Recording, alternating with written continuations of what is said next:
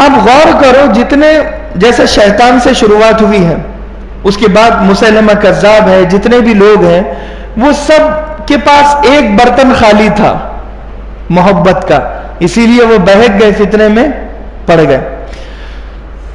تو لہذا شیطان نے کیا کہا؟ انا خیر منہ، کہ میں اس سے بہتر ہوں.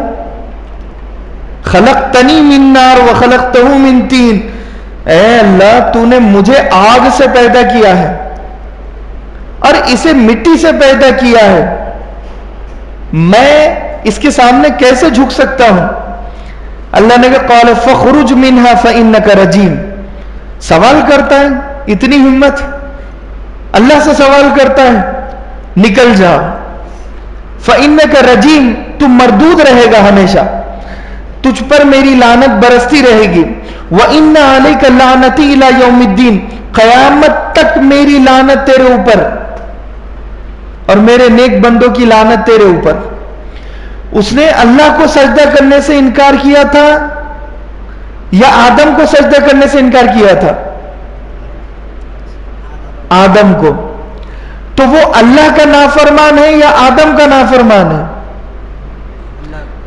اللہ کا نافرمان ہے، لیکن اللہ سے سوال کر بیٹھا. سوال نہیں کرنا ہے، سجدہ کرو تو کرو. آدمی کے پاس جب علم زیادہ ہو جاتا ہے نا کسی چیز کا اور محبت بھی کچھ نہیں رہتی ہے تو آدمی پھر بے ادب بن جاتا ہے. آدمی پھر بڑے اور چھوٹوں کا ادب تھوڑا تھوڑا ختم ہو جاتا ہے. وہ اپنے علم کی بنیاد پر سوال کرتا ہے اور ان سوالوں میں پھنستا جاتا ہے. وہ پوچھتا ہے بھائی آمین زور سے کیوں نہیں کہنا، رفع یدین کیوں نہیں کرنا، یہ کیوں نہیں کرنا، وہ کیوں نہیں کرنا. اب وہ سوالات میں الجھتا رہتا ہے. نہیں کرنا تو نہیں کرنا، بات ختم ہو گئی وہاں پر. تو یہاں پر فرمایا دو چیزیں، اور شیطان کے پاس محبت کا برتن خالی تھا. پہلے کے لوگوں میں اور آج کے لوگوں میں تین بڑے بڑے فرق ہیں. کتنے فرق ہیں؟ تین. دیکھو بات تھوڑی بھی سمجھ میں آ گئی نا تو بہت ہے. کتنے فرق ہے؟ تین. پہلے کے لوگوں سے مراد کون؟ انبیاء علیہم الصلاۃ والسلام. سمجھ گئے؟ وہ نبیوں میں اور آج کے لوگوں میں، یعنی دنیا کے بڑے اور دین کے بڑے. دین کے بڑے کون ہیں؟ انبیاء، صدیقین، شہداء، صالحین. سمجھ میں ہی بات؟ یعنی انبیاء علیہ الصلوۃ والسلام یہ دین کے بڑے ہیں. دنیا کے بڑے آج کے جو ہیں سائنٹسٹ، فلاسفر، لیکچرر، پروفیسر، کوئی بھی ہو، وہ دنیا کا بڑا. اب دنیا کے بڑوں میں اور دین کے بڑوں میں کیا فرق ہے ہم وہ سمجھیں گے. تین بڑے فرق ہیں. دین کے بڑے نے ہمیں سکھایا، یعنی انبیاء علیہ الصلوۃ والسلام نے، کہ اللہ کو پہچانو بہت زیادہ ضروری ہے اور فکر کرو، غور و فکر کرو. اللہ کو پہچاننا بہت زیادہ ضروری ہے. اللہ کی معرفت دن رات انہوں نے غور و فکر میں لگا دی. دین کے بڑے، نبیوں نے، ولیوں نے، قطب اور ابدال نے. سمجھ میں ہی بات؟ جو دنیا کے بڑے ہیں وہ کیا کہتے ہیں؟ کہ وہ کہتے ہیں کہ کائنات کی تفتیش میں انہوں نے اپنی زندگی لگا دی، کہ چاند گول کیوں ہے، سورج میں ایسی روشنی کیوں آ رہی ہے، ایسا کیوں ہے، سمندر ایسا کیوں ہے، زمین ایسے کیوں ہے. یہ کیوں کے سوال کے جواب میں وہ آگے بڑھتے گئے. نیت ان کی تھی نالج کی، ریسرچ کی، معلومات کی. نیت یہ نہیں تھی کہ ہمیں اس چاند کی معلومات کے ذریعے اللہ تک پہنچنا ہے. بات سمجھ میں آئی؟ انہوں نے اپنا سارا وقت گیلیکسی میں، یعنی کہکشاؤں پر ریسرچ کرنے میں لگا دیا، پلانٹس پر ریسرچ کرنے میں لگا دیا، جو سیارے ستارے ہوتے ہیں. کتنے سیارے ہیں؟ آج تک سائنس نے 80,000 سیاروں کو دریافت کیا. ہر سال 2-4 سیاروں کو وہ دریافت کرتی ہے، ریسرچ کرتی ہے، اور اپنا پورا دماغ وہاں پر خرچ کرتی ہے، لیکن وہ ریسرچ کا مقصد یہ نہیں ہے کہ اللہ تک پہنچے. تو پلانٹس ہیں، گیلیکسیز ہیں. ایک ہے سولار سسٹم، نظام شمسی.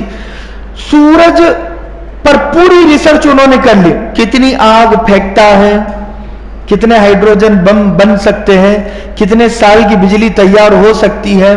یہ سارا انہوں نے اپنے لیول پر ریسرچ کیا، لیکن صرف اور صرف نالج کے لیے. مقصد اگر یہ ہوتا کہ اس سورج کی ریسرچ کے ذریعے سورج کے بنانے والے تک ہم پہنچے، چاند کی ریسرچ کے ذریعے چاند کے بنانے والے تک ہم پہنچے، تو وہ کامیاب ہو جاتے. لیکن انہوں نے اپنی ریسرچ کو دنیا کی حد تک رکھا، نالج کی حد تک رکھا، اسی لیے انہیں اتنا ہی ملا جتنا وہ چاہتے تھے. اللہ نہیں ملا، سب کچھ مل گیا، اللہ نہیں ملا، بنانے والا انہیں نہیں ملا. آج مسلمان بچے کے پاس نہ گیلیکسی کی نالج ہے، نہ پلانٹس کی نالج ہے، اور نہ سولار سسٹم وہ جانتا ہے، مگر وہ بنانے والے کو ضرور جانتا.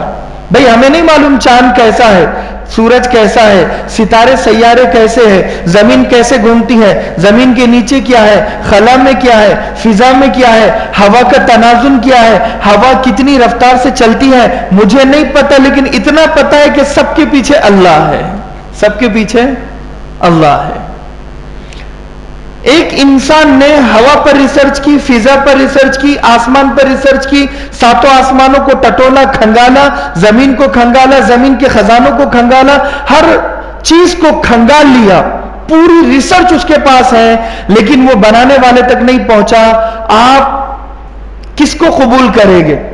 ایک وہ جس نے پوری مخلوق کو کھنگال کر رکھ دیا نالج اور ریسرچ کے اعتبار سے، لیکن اسے پتہ ہی نہیں ہے کہ یہ سب ہے مگر ان کو بنایا کس نے.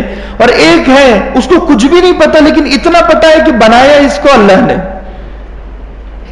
تو آپ کہے گی یار ہمیں کیا لینا دینا ہوا اور فضا اور آسمان اور زمین اور کہکشاں اور پلانٹس اور گیلیکسیز کے ذریعے سے، ہمیں تو بنانے والے سے مطلب ہے. آنکھوں کو دیکھ کر کیمرہ انہوں نے ایجاد کر لیا، سمجھ میں آ گئی بات. اور بہت ساری ترقی انہوں نے کر لی، مگر وہ اللہ تک نہیں پہنچ سکے. جو پہنچا اس نے اسلام قبول کر لیا.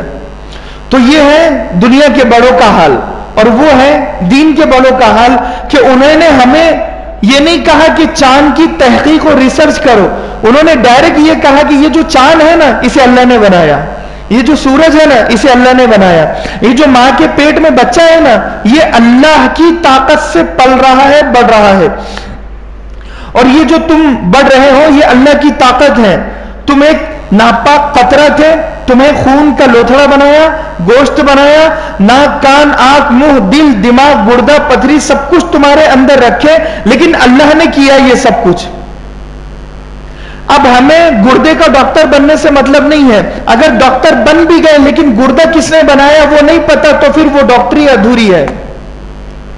بات سمجھ میں آ رہی؟ تو ہمیں ڈائریکٹ انبیاء علیہ الصلوۃ والسلام نے ہماری محنت کو بچایا، کام کو بچایا، وقت کو بچایا. بچایا یا نہیں بچایا؟ ریسرچ میں جو وقت لگتا تھا وہ بچ گئے، ہم 40 سال ہمارے بچ گئے. تو ایک چیز دنیا کے بڑے اور دین کے بڑے، یہ فرق سمجھ میں آ گیا؟ فرق